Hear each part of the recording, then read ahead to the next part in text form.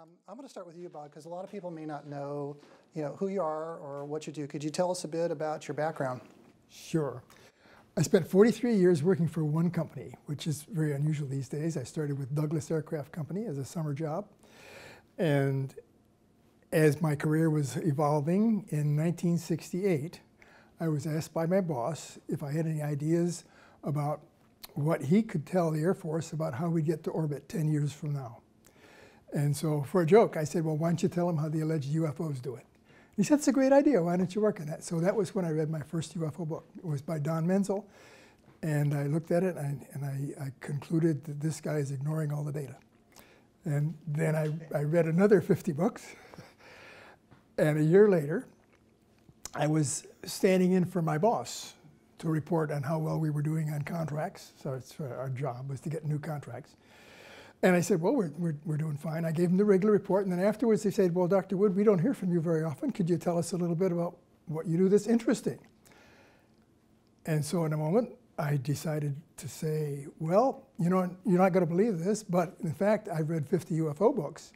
And the only thing that's unclear to me, since it's clear to me that they are manned by extraterrestrials, the only thing that's unclear is to whether or not we figure out how they work before or after Lockheed. Lockheed was our competitor at the time. And there was a long moment of silence, and my immediate boss, who was the vice president, my boss's boss, said, what would you think it would take to look into that? And so the net result of that conversation is over the next year and a half, we spent $500,000 of company money trying to look into how UFOs worked. We hired a detective to interview alleged witnesses. We hired a physicists to create new theories. We set up a little laboratory to spin magnets, and we bought a van to go to the top of mountains and record whatever we could see. And after a year and a half, we knew one thing, and that was how fast we were spending the money. We had no idea how close we were getting to the answer, so we canceled the project. And at that time, I got reassigned to come to live in Newport Beach, actually, and work on the ballistic missile defense program. So for the next 8 years, I became a BMD radar guy. And then for the years after that, I worked on improving our independent research and development scores, which was very helpful dollar-wise. And I wound up working on the International Space Station at the end of my career. So I had a fun career working on missiles and winding up in space. Was involved at a high level of management for most of the time I was a director. I never was willing to put in the 70 hours a week required to make it to VP. But when I retired in 1993, I was very happy.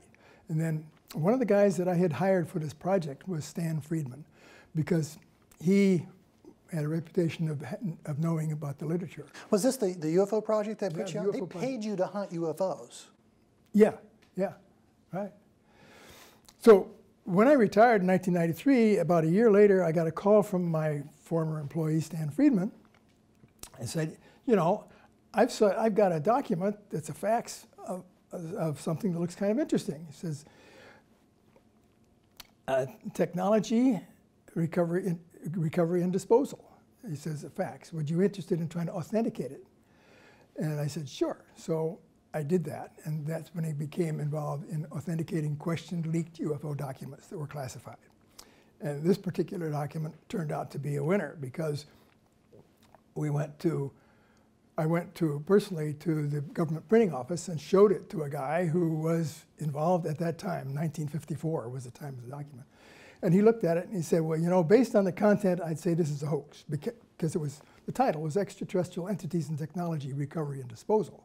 They were telling about how we get started on this program, how you keep the public in the dark, how you lie to them to make sure they don't report UFOs. So anyway, it turned out to be authentic. The guy looked at it and he said, well, based on the content, I would say it's phony. But based on the fact that there's a raised Z, and the type font is exactly the type font that was used in 1954, which I was responsible for, he said, I would say it clearly was printed by a government printing office in 1954. No question about it.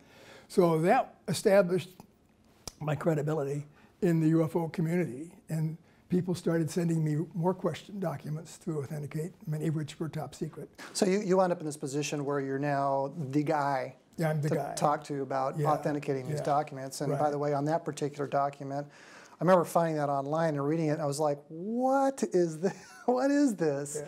You know, and I had some interest in the UFOs, and I found it fascinating. And could it be true? Now here I am sitting with a man who authenticated this thing. Let me ask you, before you came across those documents, before you read your first book, you're in college, did you have any interest or knowing of UFOs? And I think I read one book by Gerald Hurd called Is Another World Watching? And his theory was that they must be insects because the accelerations would be sustainable only by insects that had their structural shell on the outside.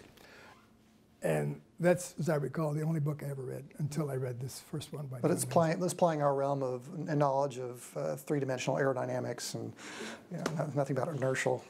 Cancel. Yeah, my degree was in aeronautical engineering, and then I had a PhD in physics at Cornell. Yeah. So that's why I got the job of being a radar expert, because they didn't have anybody who was a radar expert, and they figured anybody with a PhD in physics ought to be able to learn it. So that was how I got involved in radar. I mean, even when you're out chasing these things, I mean, you said a cameras, you're on the mountaintops with this van or what have you. Did you ever catch sight of anything while you were out there? Did you see anything? No, we sent this van, I didn't go personally, but we sent this van to the top of a mountain where allegedly there had been many UFOs reported. And he was there for a week, and he took photographs of anything interesting, but there was nothing to see. So it didn't really nothing you could put your finger. That was a good example of why we canceled the project. You know, we spent all this money to instrument this van and got nothing. Mm-hmm. Fascinating. So that then after I established kind of a mini reputation in the UFO field, I got a call from a guy by the name of Joe Firmage. He says, I'm a .com executive. He said, I understand you've got question documents about UFOs. And I said, yes. He said, well, I'd like to borrow them and authenticate them. And so I said, well, and then he said, what do you think they're worth? I said, I don't know, they might be worth millions. So after that, then I called up Hal Puthoff, who was my friend, and said, this guy claims that he knows you. And he said, oh yeah, Joe Firmage, he's a good guy. And so I called Joe back and said, yeah, okay. He said, well, I got a yacht in Newport Beach, and you live there. How about coming down this Sunday and showing me the documents? So I said, okay. So I found his boat, showed him all the documents. And my first wife had been pretty skeptical about my wasting my time on UFOs after I retired.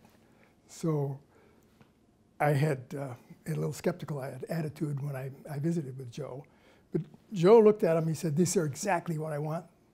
And he said, what I'd like to do is I'd like to offer you the opportunity, if I authenticate these, then I will print 2,000 copies of the documents, and you can have those and sell them. And so I said, well, Joe, is that all? Did you have any other cash involved? Oh, he said, I forgot. And he opened his briefcase and he took out a check already made out to me for $500,000. Wow. So, you know, the UFOs are clearly a complete waste of time for you. That's right. And you shouldn't focus any more time on that. That's right. So I came home from that meeting, and my wife said, well, how'd the meeting go with Joe? And I said, well, pretty good. She looked at the check and said, how do you know it's any good? So, of course. Well, that's what women do. You know, they look at men sideways. That's their role in life. Right. So anyway, it turned out it was written on the same bank I banked with, so I went to my bank the next morning, and they said, can you tell me about this account? And 2 minutes later, they said, the money's all in the account. So I called up Joe and said, Joe, we'd like to accept your deal. This was actually a joint with my son, who was involved a little bit. Now, was it just the one document we talked about a moment ago with the crash recovery? No. It was a whole pile of documents. It was that plus a number of others, probably 30 or so documents. So anyway, the check was good. We cashed it, and Joe did exactly what he promised to do. He had his company print 2,000 copies of these documents, and we were getting such interest that he said he wanted to make a video of the truth. He said, you know, I'll give you $300,000 to do that. Actually, it was $250,000. So my son and I went to Hollywood and found out there were 5 different ways to get screwed in Hollywood. We found them all. I'm sure there's more than 5. Yeah, there's more than 5. But anyway, we did create this video called The Truth, Evidence That We Are Not Alone. And everybody was happy with that. And then Joe went on to other things. And by then, my son and I were clearly involved in the process of studying the subject. I want to, if you wouldn't mind, could you tell us a little bit about MJ12 and those documents and how you came into that whole scenario? Because I know the website out there that you and your son have just a ton of information out there.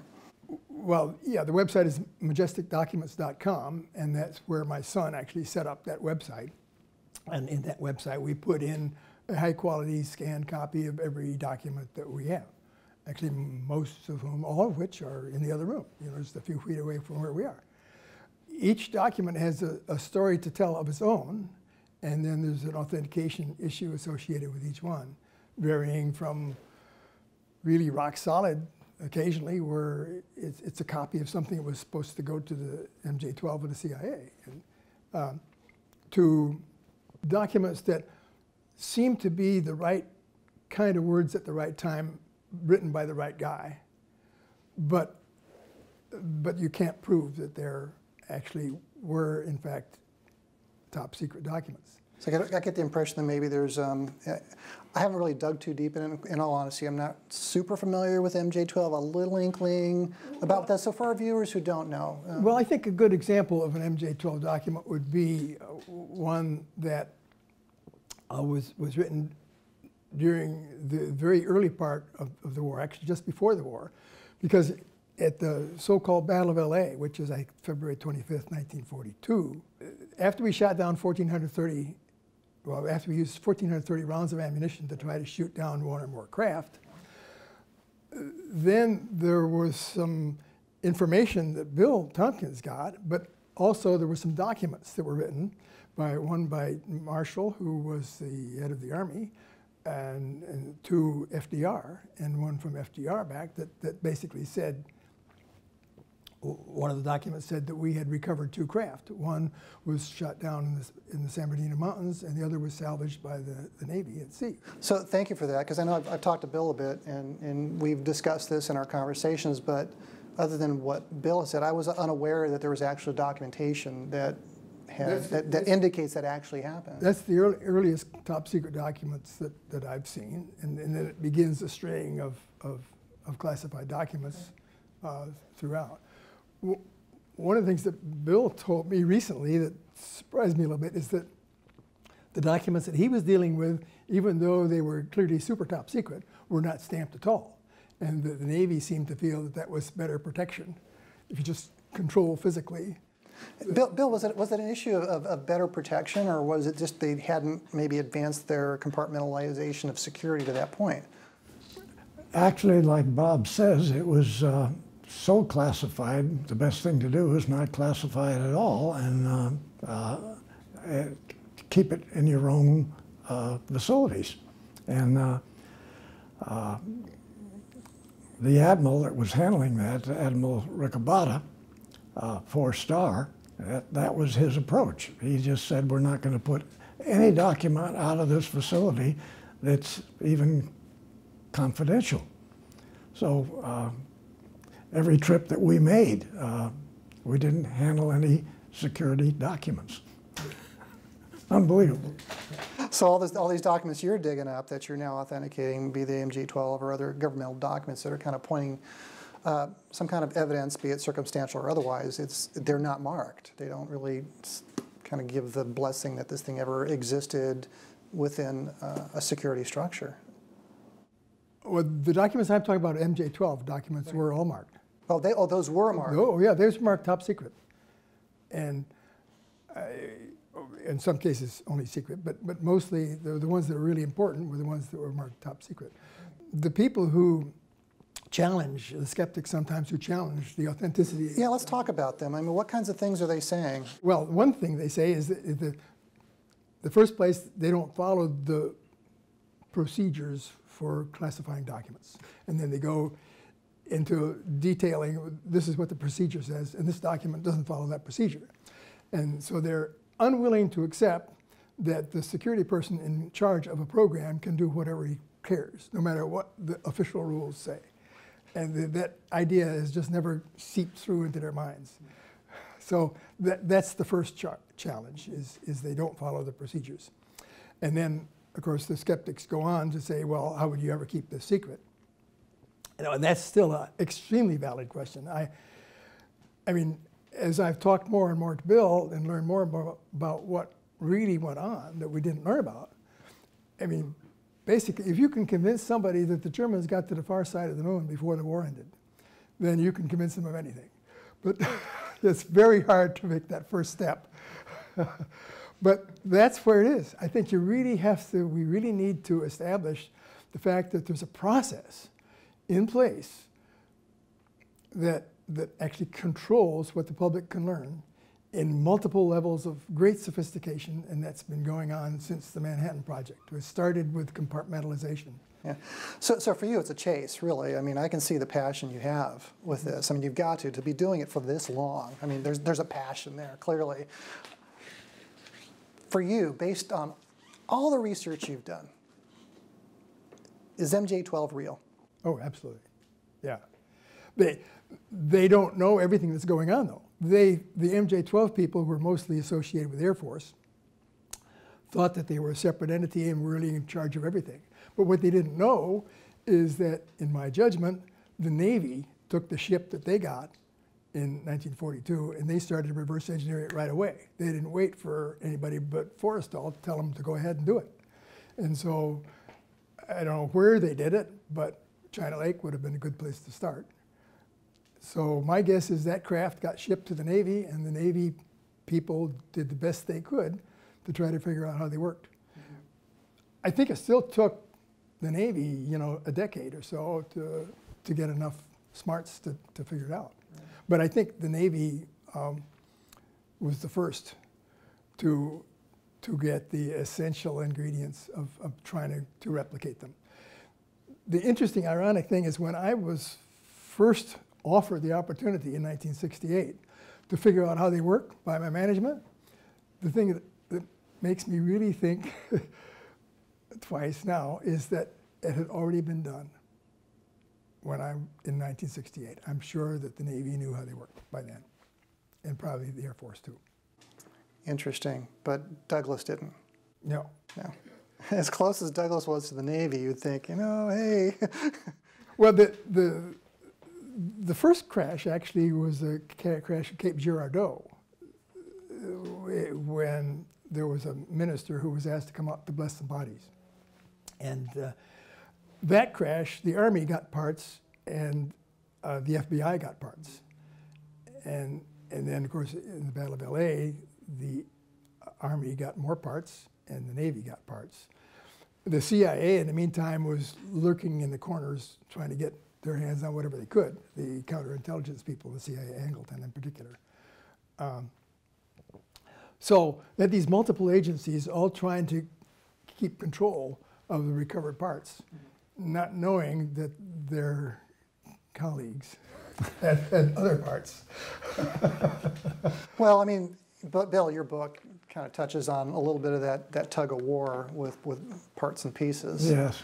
So it's just interesting to hear you talk about this, and we get to read about it in Bill's book as well. So yeah, the remarks that I'm making right now are different from the ones I would have made 10 years ago before I met Bill. Yeah, well, see, let's talk about that. So let's go there. Let's talk about, here's a man, PhD, Cornell, aeronautics engineer degree from Colorado, basically a rocket scientist, right? Cooling systems, I believe, on the rockets is what you said. 43 years at McDonnell Douglas, a stellar career. And you've got this gentleman who was pulled out of the 9th grade, thrown into the service. And and now here he is pitching this program that fixes everything for Debus and von Braun, and it becomes, our Apollo program. How did you two get together? How does a guy like you connect with a guy like this and then cross over? Tell us a little bit about this story, about the thought process you had to go to kind of, quote unquote, come on board with the reality of the ETs. Well, let Bob say how we got together, because it's really one of his friends in the business that got me to go with Bob. Well, my recollection of first talking to Bill was on the phone when I got a phone call from him. And he started telling me a little bit about his story. And so I wrote down a page's worth of notes. And I thought, well, this is kind of unbelievable. Thank you for being honest. But I had one of the jobs I was given back at Douglas Aircraft was to interview people from the outside world who had ideas. And I found that no matter how wild or weird they sounded, it was always good to listen to them, because one time out of 10, their idea would be based on some facts. So I had trained myself to never turn anybody else just because they had a wild idea. So I listened to everything that Bill had to say, took notes, and concluded he had some interesting things. And I think we concluded that we had to meet face to face. Right. Yeah, so you had this practice, having worked at Douglas and have done this before, so you're just practicing the same thing over the phone with Bill. What was this, a few years ago? When did you all meet? 2009. 2009. It took a long time. He said, well, I've been writing a book. And it turned out he had been writing a book with, I think, at least 3 other kinds of editors who were unable to extract words that could be printed. And so I looked at what had been written so far and concluded that it needed a lot of work. And in terms of sequencing things, in terms of sometimes the grammar and stuff like that. Sure. But his story fundamentally intrigued me, and I think it was probably only after the first year or so I felt, well, this guy's, he's real, he's telling the truth, he's telling everything as best as he can remember it. And I wish I could remember as much as he can remember, that many years ago. But I never doubted for a moment, well, after we became acquainted, that what he was telling me was as best as he could remember what really happened. He didn't evaluate or embellish on anything. If he didn't know the answer, he said he didn't know. And so that made me feel comfortable that... Not quite, because for the first 6 months, he didn't believe one word I was telling him. Chime in anytime, Bill. Let's hear it. Yeah. So anyway, we started shaping the book up, and it took a long time until I got seriously interested in actually making this a real book. And I forget exactly what it was that triggered me, but in the last 2 years, was it 2014, I guess it was, yeah. We really started to look at drafts. And then, because I had published a book called Alien Viruses using Richard Dolan and CreateSpace, which is Amazon's subsidiary, I was encouraged to think about how easy that would be just to publish it myself. So rather than trying to find somebody to do the publishing, I just learned enough about how to do it online myself. And I concluded all you needed to have was some JPEGs and a Word document that was correct. Push the button and off it goes. they'll tell you what's wrong. What's wrong? Yeah. Tell me about how you first learned about Bill at Douglas Aircraft. Well, after Bill told me the story, of course, the first thing that was obvious was that he worked at the same place I worked at. And he worked in the same building I worked at and knew the same people I knew. And so and he had copies of the memos on our same format. So I thought, well, the one thing that I can absolutely attest is that his story of being at Douglas Aircraft is valid. And all the people who were on the copies of the memos were men I knew. Now, because I was an engineer who dealt with thermodynamics and radar later, typically, and Bill knows better than anybody, the engineers typically look down on the draftsmen. The engineers, basically create the design, and the draftsmen merely just put their pencils on the paper and do this trivial stuff. So that's the way engineers thought about draftsmen. So even had I wanted to find out more about what Bill was doing, he was working in ground support electronics, which I had nothing to do with. And furthermore, he was a draftsman, and I wouldn't have been inclined to go talk to a draftsman, ordinary draftsman, just putting pencils on the paper. So there was that schism between, you know, the people who thought they knew a lot, the people who allegedly were actually doing the real work. And it took me a good deal of experience in the company to realize that everybody was doing a very important job in order to make it all work. So when I learned that Bill had been there at the same time I'd been there, I started to ask myself the question of how come we never met? And I just concluded that it was just because I was working on something different from what he was working on. I mean, I was very familiar with our S4B program, which was a third stage for the Apollo program. And, but I was not assigned to do anything there. And I knew all the folks that he was working with, but I didn't know him. So I'm going to go back to UFO for a second. You were chasing UFOs. We've established that and never got to see one. You're also involved with MUFON down here as well, right? Yes. What's your capacity at MUFON? Well, I just finished, I think, 17 years as one of their board members, and I retired from that position. Are you still active? I'm still active, yes. Actually, I'm still involved in helping to plan next year's conference, which, it hasn't been publicly announced yet, is going to be... Do we want to broadcast that now? Because this is going to go out. I don't think so. I want to ask you, and I asked you this the last time we visited, and I love this topic, because you've been involved with MUFON. Yes. And you've met people who have seen UFOs and who have had encounters with ET. Would you ever want to see a UFO? No. Why not? Well, let's see one. I might be willing to see one if it's 100 feet away. But my observation is that the subsequent events that happen to people who get really closely involved is generally not good. There's probably exceptions, but I haven't ever personally seen one.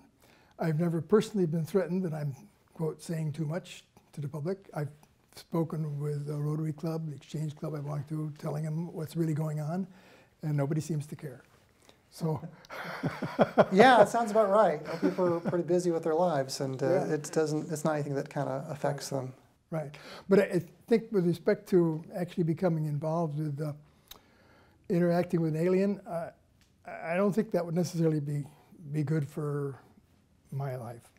I'm happy with my current wife and my current situation. Being involved in this as an editor, communicating what I think is a real word, is a lot of fun. So far, nobody's threatened me, and if they did, I might stop. Who knows? Yeah, and I just find it interesting. It just seems like a little bit of a contrast. You know, you've got a guy who's helping Bill, writing the books, Extraterrestrials, but just keep the UFOs and the ET away from me. So I think that's so funny. How about you, Bill? Have you ever seen a UFO, Bill? Do I need to ask that question? Well, actually, I saw one on a photograph of my uncle. Actually, he was chief surgeon at Santa Monica Hospital, and spent a lot of time in Egypt studying the Egyptian culture and the hieroglyphics. So he and my aunt were both on camels over there, and a photographer took the picture of the two of them on the two different camels. And between the pyramids in the back was a UFO. That's really the closest that I got to seeing a UFO. So not even in the backyard of was that your mom's house in Florida? You may be referring to my cousin, my brother and I in the backyard in a small house in Hollywood. And my cousin digging the holes in the backyard. We were I guess I was 7 or 8, and brother was 2 years older, and my cousin was about the same age. So we were all brought up together. And so we're in the backyard. We didn't have any landscaping because everybody was pretty poor. And we would dig holes. And we were digging holes in the dirt in the back. We'd actually go down and pull the dirt out and go down deeper and pull the dirt out. And then these ports came over. And they were watching us there. And so the first thing you say, well, what's aboard? And so these were just really nice, small people that they wouldn't just appear, but they would come, they always came from around the side of the house, like from the street level, along the side of the house, and then they'd appear in the backyard. And they would be talking in some sort of language, and very friendly, watching us dig the holes, and then they dig some holes too. And finally, it got to a point where they were interfering with my cousin's hole, and so he had to sort of make them back off. And but we didn't go as enemies, and they would leave. So again, the question came out, who were the Borts? And I guess Bob doesn't know much about this part, but That's true. My cousin, John Handon, he got malaria in the Pacific during World War II, came back, got his doctors in geology, went to work for a Shell Oil Company down in Houston, and had to leave California. And got married, went down there. And he continued his studies and finally got a doctor's in astrophysics.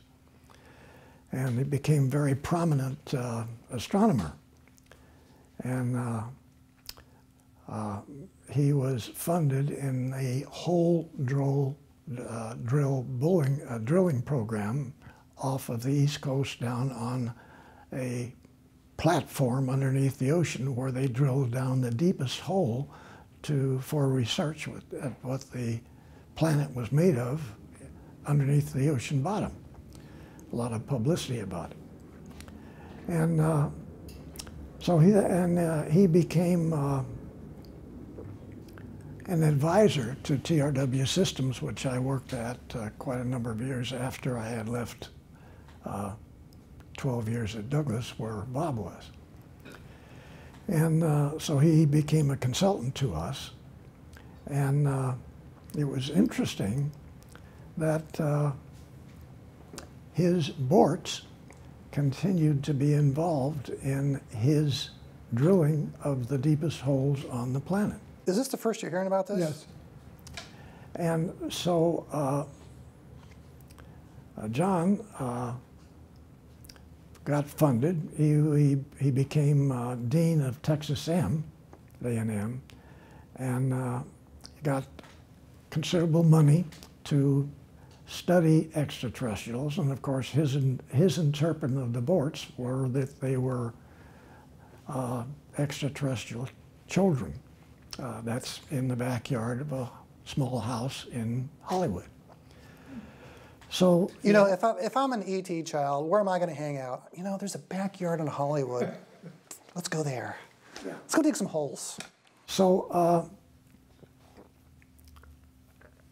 John actually got involved in extraterrestrial, obviously from the Borts, and he was involved in studying the relationship between extraterrestrial Borts or other extraterrestrials in different parts of the galaxy.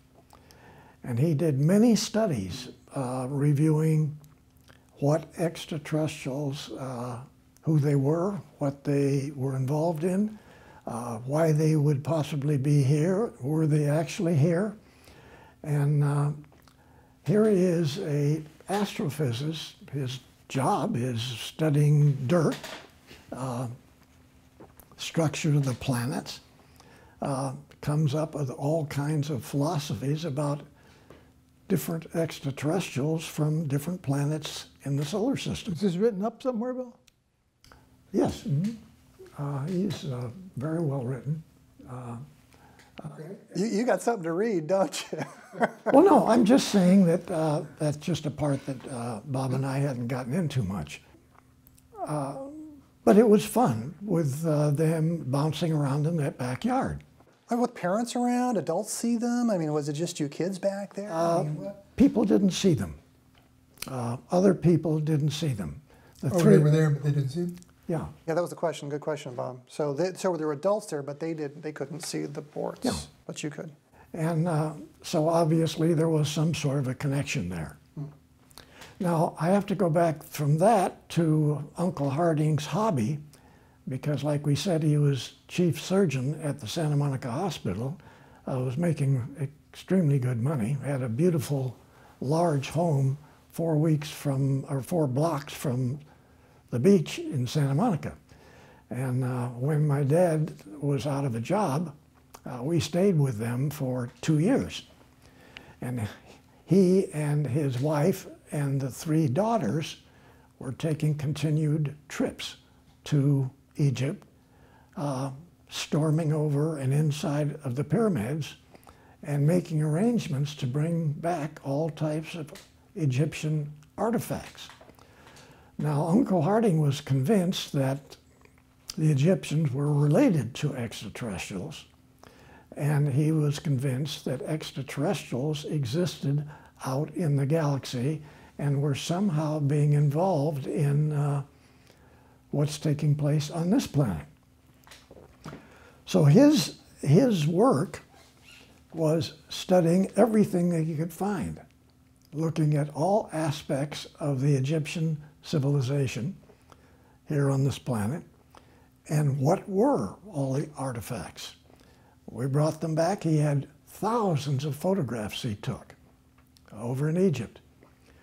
Brought them back, set up studies, different people on all different subjects. And he sort of narrated, sometimes participated as a senior member of the groups, sort of an advisor to different studies, obviously heavy in astronomy.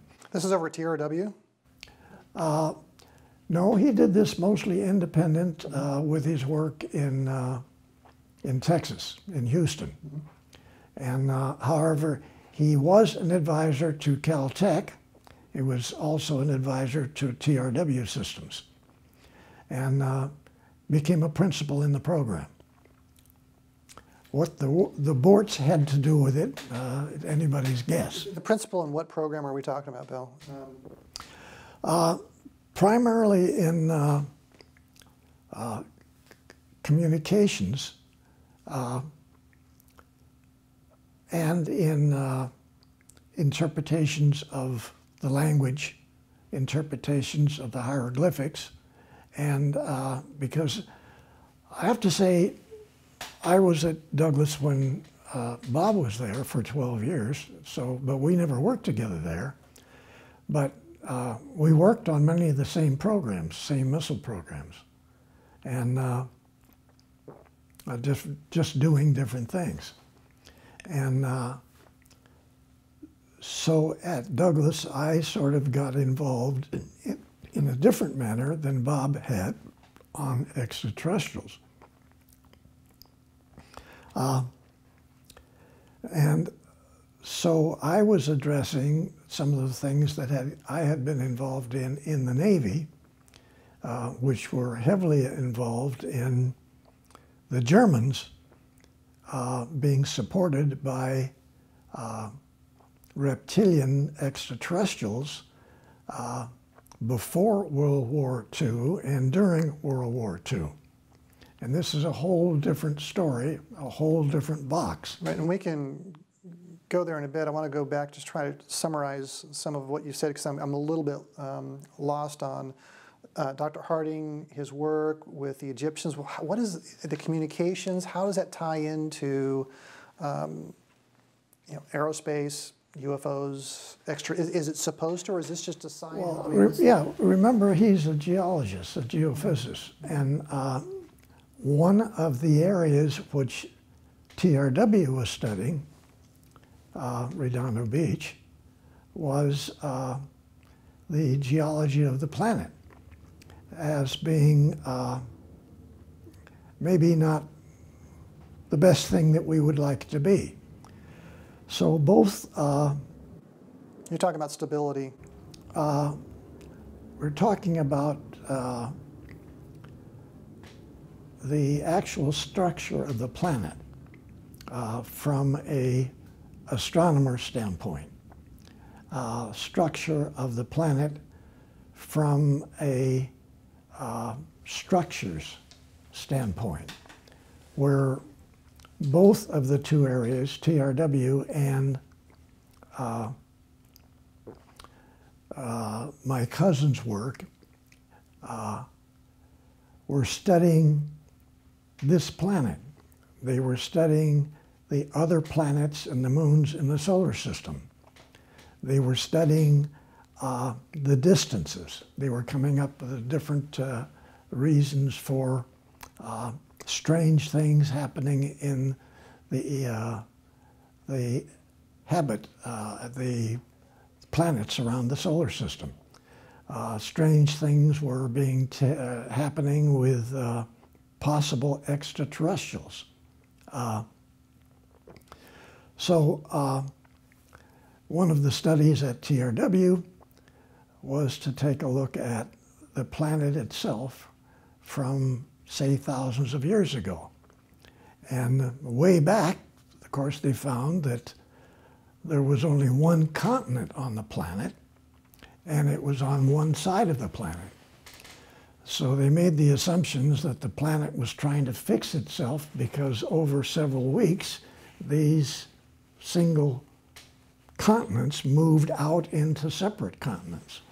The American continent, European continent, this sort of thing.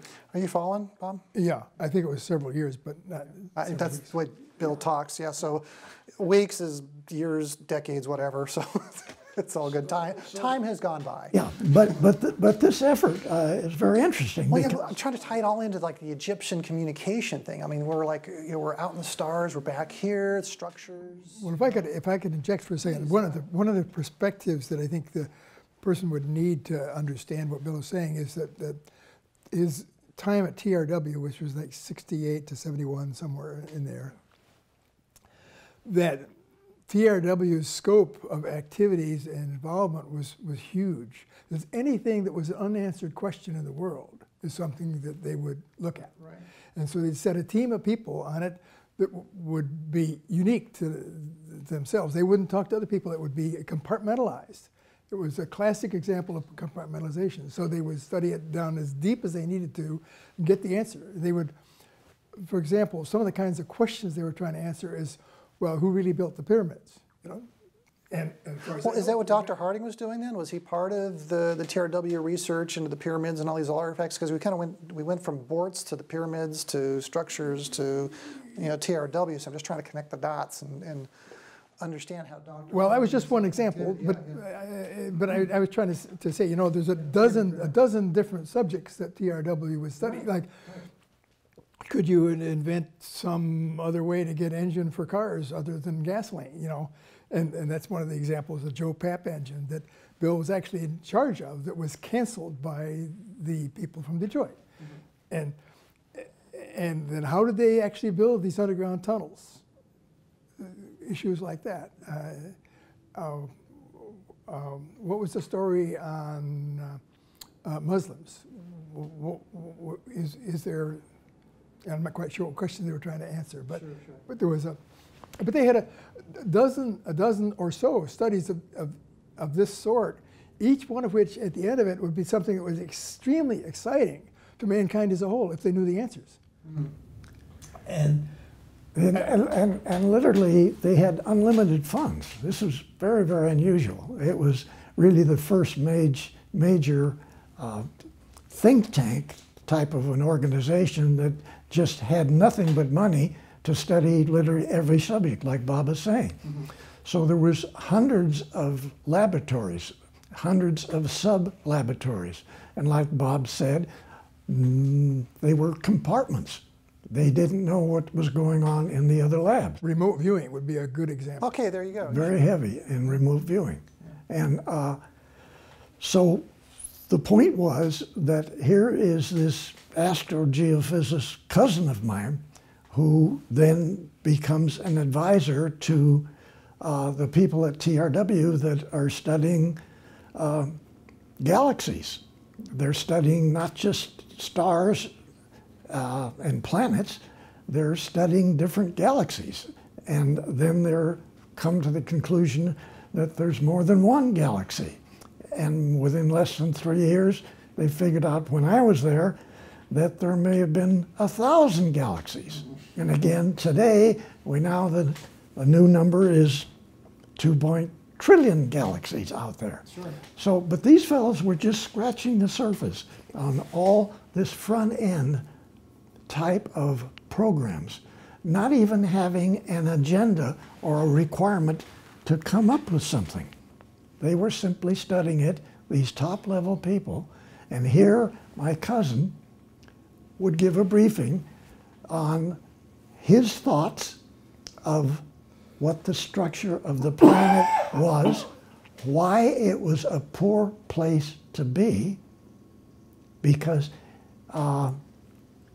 whoever it was during one of the wars a number of weeks ago between different extraterrestrials and caused one of the 5th planets to be blown up in the solar system and left all these rocks spinning around the sun, yes, which we have to navigate. You know, a lot of people out there don't even know we have an asteroid belt. They have just clueless. They have no idea we have that. So what Bill's referring to is that, you know, the asteroid belt that's in our solar system, we used to be a planet and got blasted in a extraterrestrial war. Yeah, and so they're addressing all of these different subjects, and they're addressing the fact that the continent, the American plate continent, is climbing up on top of the Pacific plate. I'm sorry, the Pacific is climbing on top of the American plate, and it's going to push it down into the magma again. It did this before, several weeks back. It even did it before Noah had his flood, okay? And yes, there was more floods more recently than just the one that everybody knows about that Noah was involved in. And then we find that, gee whiz, there were 4 more between Noah's and us, our time-wise. So they were studying virtually everything that was going on in this TRW Space Systems secret tank facility. And they had beautiful facilities there. Unbelievable. My office was on the 2nd floor of an all-glass building, opened out with a big piece of glass that went from the floor to the ceiling, all futuristic furniture, everything space-like. They had money. Money, and it's a fun place to work. And a fun place to work, yeah. Fun place to work. But way before that, I have to get back into Bob's part, where, for whatever reason, back when I was a kid, 9 years old, I built some models of what I thought would be spaceships. I was very interested in that. And my dad had taken us up, my brother and I, up to Mount Wilson, and we got chances to look through the telescope and talk to the astronomers. And I came up with something about, which I shouldn't have said, at one of those briefings, which was, which of the stars has the planets where the people are living? And so you don't say that in front of astronomers, because astronomers did not believe that there was any other living organizations out in the